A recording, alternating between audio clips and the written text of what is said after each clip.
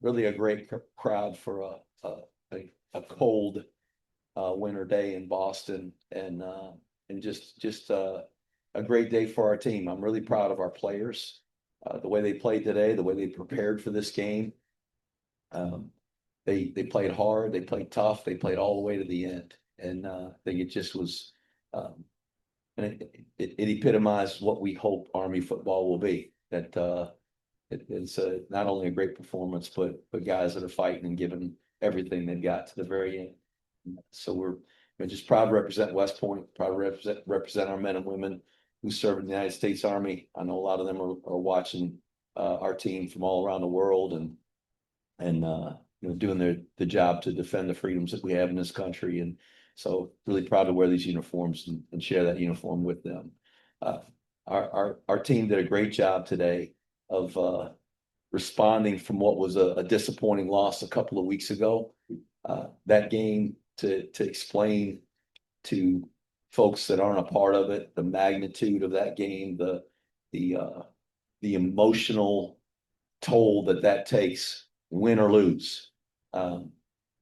And for these guys to respond the way they did and to prepare the way they did, I'm really, really proud of them. The guys on either side of me, this kind of represents all the generations of Army football in our program right now. We've got Kalib Fortner, who's a senior. This guy's been an incredible player for us, made so many plays over the course of his career. As a sophomore, he was the MVP of the Army Navy game, had a strip sack for a touchdown that won the game for us. He just been an awesome leader.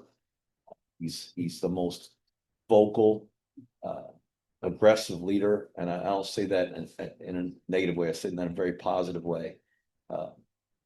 He sees where leadership's needed, and he steps in and does it. And he's a voice for our team, and just meant so much to our program. And then on the other side of me over here, GP Guys Power Wawihe came in as a quarterback and was a quarterback all the way through preseason camp. This guy's a freshman, and he's just developed over the course of the year. He's had a few carries and got his opportunity tonight.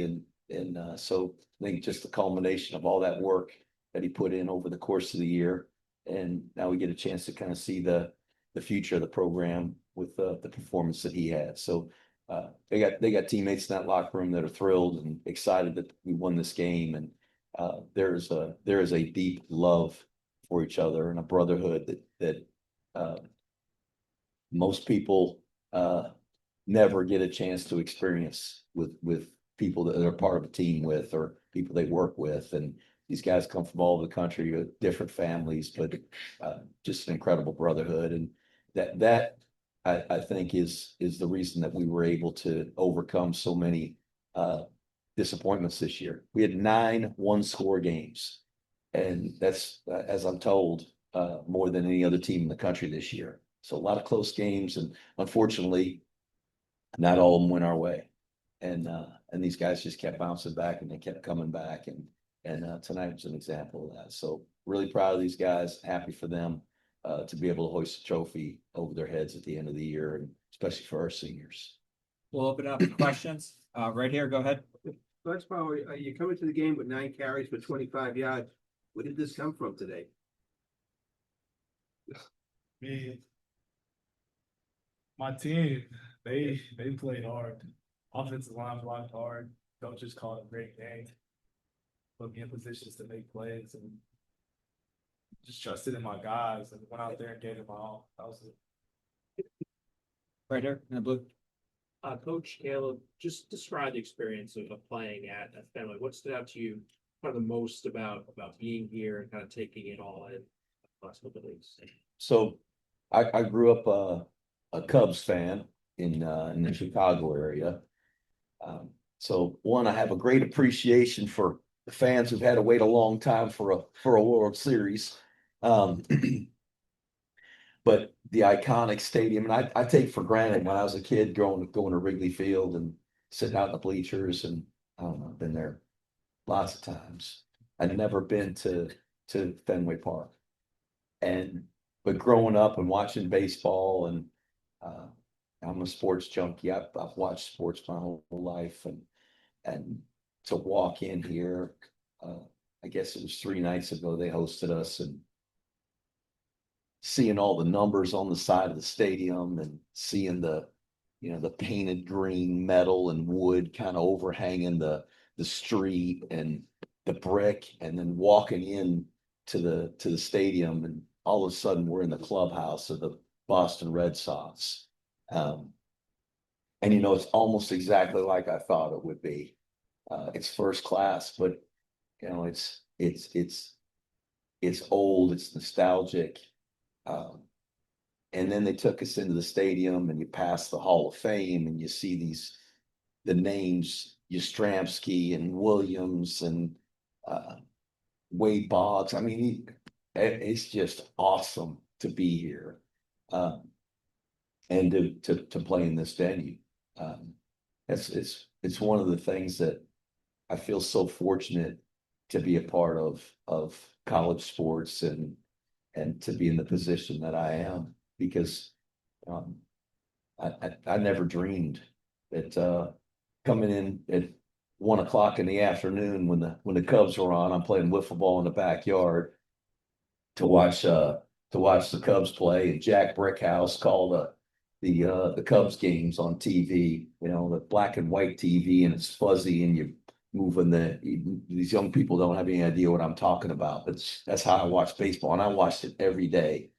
And I get to compete in a stadium, in a venue like this. It's just an incredible blessing and an honor, and this is a great organization, and so it's awesome to be a part of this. And Caleb, your thoughts as well. I'm just surprised that Army had never played here ever, despite obviously the long history of the program.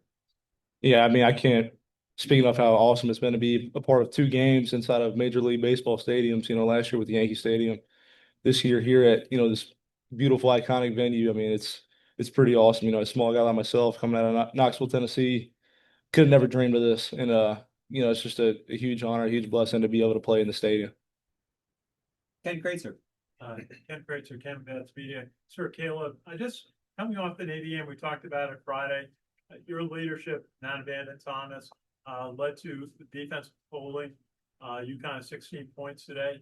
You played a new quarterback, didn't have a lot of film on. What did it take to have defensive performance today? I just think it took us responding from that Navy game. We've done a really good job all year of responding. I think that's on both sides of the football, even with special teams as well. And I think it was just really important for the defense to go out there and play strong and finish strong, and kind of lead this team, better than we found it defensively. And I think we did that really well tonight.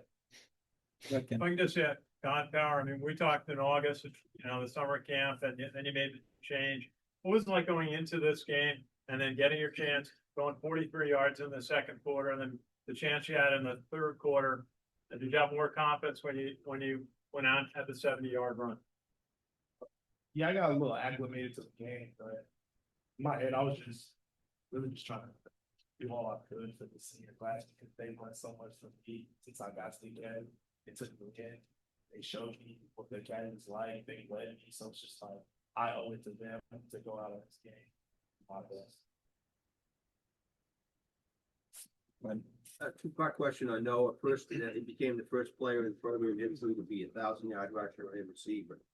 And the second part on him was talk about that skinny post. You run 3 plays into the line, and then all of a sudden, bang, you go over the top. Noah's a very talented player. He actually came into our program as a defensive player. So he played the nickel position, the kind of hybrid outside linebacker safety position as a freshman, and didn't play much. Didn't play a little bit on special teams. Had a big play as a freshman in the Army Navy game, blocked a punt that Jabril Williams actually recovered for a touchdown, helped win that game. But we recognized just how well he ran and what a good athlete he is. And so before his sophomore year, we moved him over to offense and put him at the slot receiver position. And really as a sophomore, that's really, I think, when he started to kind of get a bunch of catches and get some yards receiving. And we transitioned the offense a couple of times over the course of his career here. And last year, got him into that slot position where he had a chance to touch the ball both as a runner and a receiver. And he's made some really good plays. He's had some long runs, but tonight I think you got a chance to see him too. He can break some tackles and slide out of some tackles, and he had a really good game tonight. He's done that some. So, not all those yards have been real easy yards for him. And so I'm proud of him. I'm happy for him. And it's amazing to know that we played football for 125 years and he's the first guy to do what he did. So really proud of him. On the skinny post. Oh, and a skinny post. Sorry, that was part two. Yes. It was a really good play call. And we run the ball a pretty good bit. And I think when that action comes at you, you're standing over there on the defensive side, you can't help but get your eyes on the action that's coming at you, because your coaches all week are talking about you got to stop the run, you got to support the run. And a lot of times in our play action games, we end up with one-on-one coverage.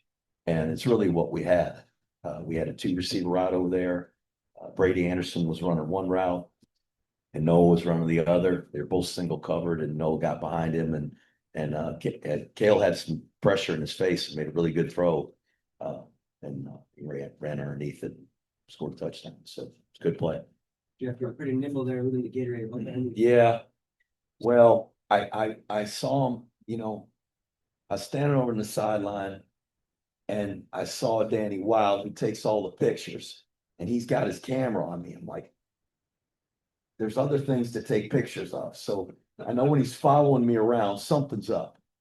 Well, I saw Gavin Shields and I think it was Colin Madison back there with a Gatorade jug way back in the back. And I'm like, okay, I try to outsmart these guys. So before the clock ran out, I went all the way down to the UConn bench and said, congratulations to the coaches and their players. And I thought maybe it would just go away. But as it turns out, they stalked me. I saw them coming, and I just took off running. I really didn't want to get a Gatorade bath. I will tell you that I can still feel it down my back, and it went down my pants, and it's in my shoes. My feet are soaking wet, so they got me pretty good. But I thought it was pretty elusive for a 58-year-old man, and I outran him for a while. Right here. For both players, just how much was this game about mental fortitude and kind of just continually imposing your will on the opposition? We knew the elements, like it's super cold. Nobody really wants to be out there, but so we, in our minds, we're like, we're gonna play our brand of football. We're gonna make them want to play football with us, because that's what we do. We try to keep a tough football team in the game. So I was on the side. And same thing. I think it was had to do with our mental toughness, mental fortitude, and they said in their press conference that they like the cold weather. Well, so do we. We play in New York and we practice out there with 3 feet of snow. So, I think it didn't really bother us much to have mental fortitude, mental toughness tonight, and we got the job done. Back here. Especially on the 7-yard. What's going to be your mind?